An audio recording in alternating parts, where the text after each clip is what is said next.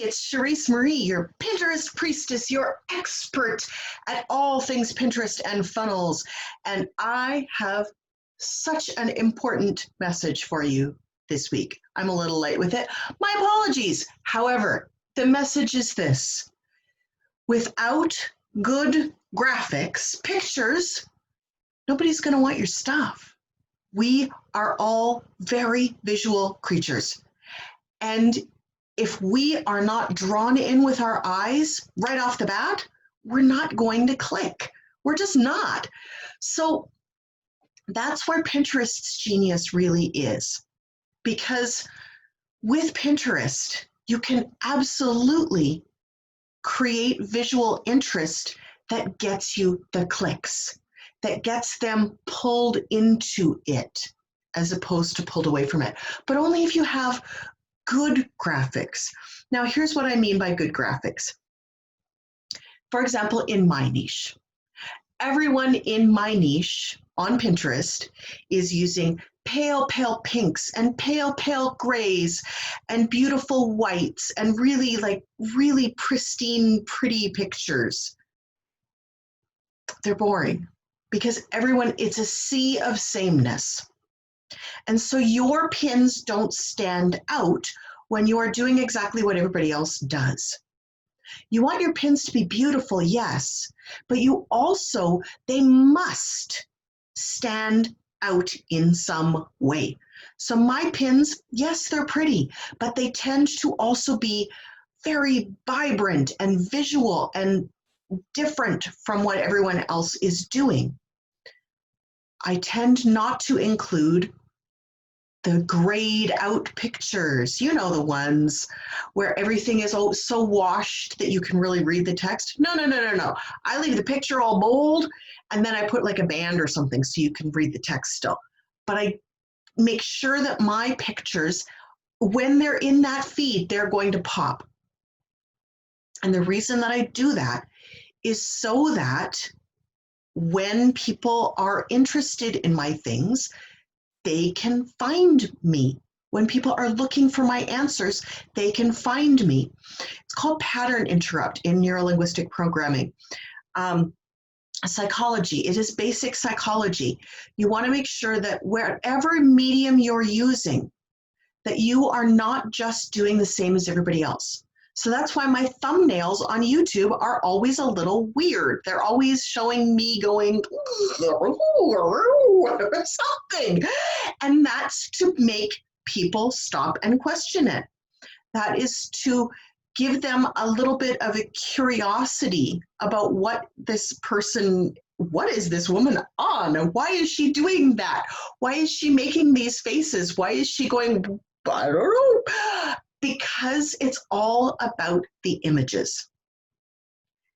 The images need to tell a story about your brand.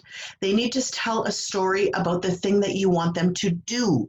They need to tell a story about what they can expect from working with you. I am quirky. I am goofy. I have fun with my clients. I am also deeply committed to walking the healer, the energetic path.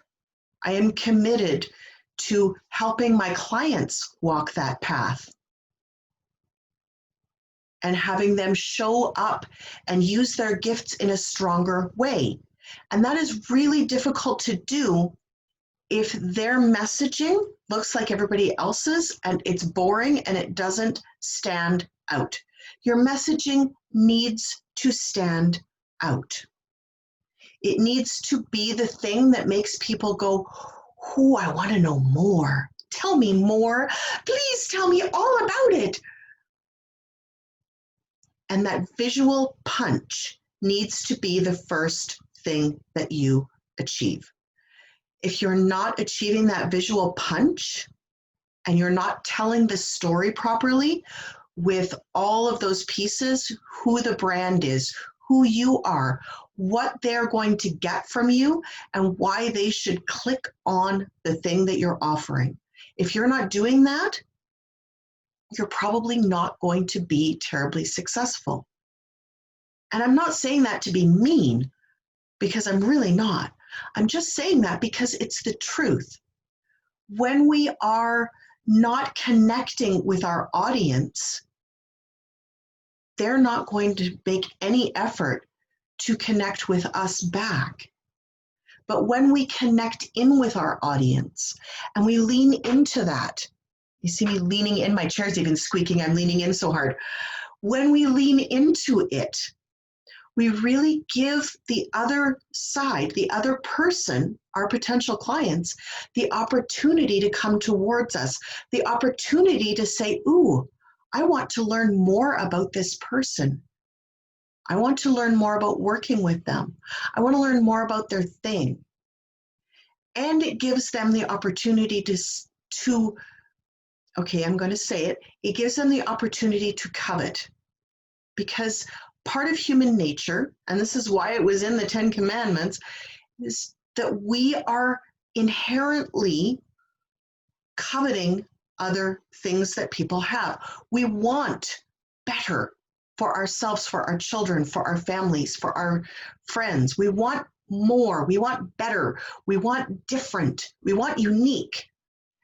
And the only way that we can get that is by seeing other people and being inspired by them, by feeling that that is aspirational for us. Like, ooh, I want that. How many times have you seen a celebrity wear like a pair of sunglasses and you're like, ooh, I want them sunglasses. And then they go viral and before you know it, everybody has a pair. But it took you seeing them on someone that you admire in order for that to happen. Now, there are so many layers to this, because how did you become to admire that person? Well, there was a whole marketing thing and a lot of images that happened in order to create that feeling of admiration, that feeling that you were looking up to that person. So there is a lot packed into why we are visual, why it works so well, and why it is critically important to really understand your brand, what your brand stands for, and how to do those pattern interrupts in a way that flows both with you and your brand and with the things that your audience are looking at. So if it's on Instagram, again, you want to stand out a little bit, maybe a little bit less than on Pinterest. On Pinterest, you really want to stand out because those little squares on your phone, they are like an inch by half an inch. They are minuscule. You have to stand out on them. You have to say that this is the thing you need. And you have a split second to catch their attention, and then they will read the words. But you have to catch their attention first. And the best way to do that, especially on Pinterest, is with graphics that are different from what everyone else in your niche is doing. So what I like to do, and I shouldn't tell you this because I'm going to ruin it for myself, but what I like to do for my clients is I like to do a search for the keyword that I'm trying to go for their thing and have a look at it. And then I will go in a different direction for their pins when it comes to that topic. So you can do that in a broad niche-based keyword search, or you can do that for each individual product. Just depends how crazy you want to get with this. But the end result is that your pins stand out. Your Instagram pictures stand out. Your YouTube thumbnails stand out. Your Facebook posts have pictures that stand out. They tell the story. Now, here's the big thing when it comes to this. The pictures need to relate to the thing that you're talking about, but they also need to be different from what everyone else is using in order to tell the same story. Does that make sense? I hope that makes sense. On that note, I'm going to skedaddle. Wherever you are in this big, beautiful, amazing world, have a fantastic day. Whatever you got going on, enjoy it. And we'll talk to you later. Bye.